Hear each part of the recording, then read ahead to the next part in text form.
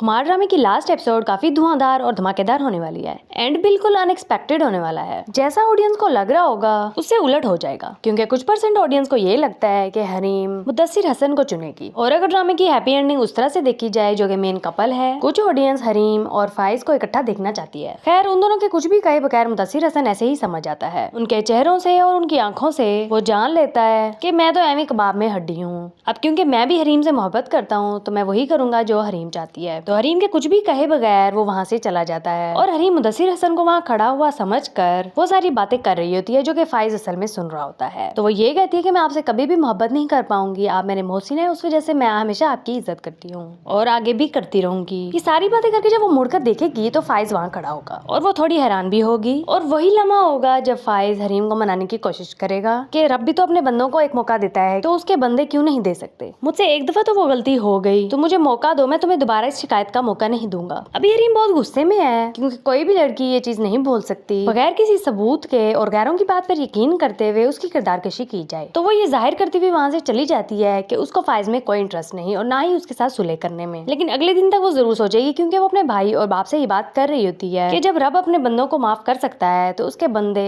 एक दूसरे को माफ क्यों नहीं कर सकते। और उसका बाप बाकी पूरे ड्रामे में समझदारी का मुजाहरा करते हुए यहाँ एक बेवकूफी वाली बात कर डालता है कि मेरी बेटी भी उन कमजोर लड़कियों जैसी निकली जो इस तरह की बातें करती हैं। हालांकि दरगुजर करने का हुक्म तो रब की तरफ से है, और अगर हम अपने रब से अपनी माफी की उम्मीद रखते हैं तो उससे पहले हमें उसके बंदों को माफ करना होगा। पता नहीं हरीम के बाप ने इतनी उम्र कहाँ गुजारी है। इसके अलावा हरीम को सुनकर बहुत दुख हुआ कि कहकशां बेगम अकेली रह गई है, क्योंकि फाइज ने उसको छोड़ने का फैसला कर लिया है। तो हरीम जब फाइज के साथ सुलह करेगी वो एक शर्त ये रखेगी कि आप अपनी वालदा को माफ करेंगे और उनके साथ दोबारा से रहेंगे। तभी कहकशां का दिल भी पिघलेगा, जो कि पूरे ड्रामे में कहीं नहीं पिघला, कि मैंने हरीम के साथ क्या कुछ नहीं किया और मेरा बेटा जब मुझे छोड़कर जाने लगा तो उसके लिए भी हरीम ने उसको मनाया वो वापस से इकट्ठे रहने लग जाएं। यूं होगी हैप्पी एंडिंग।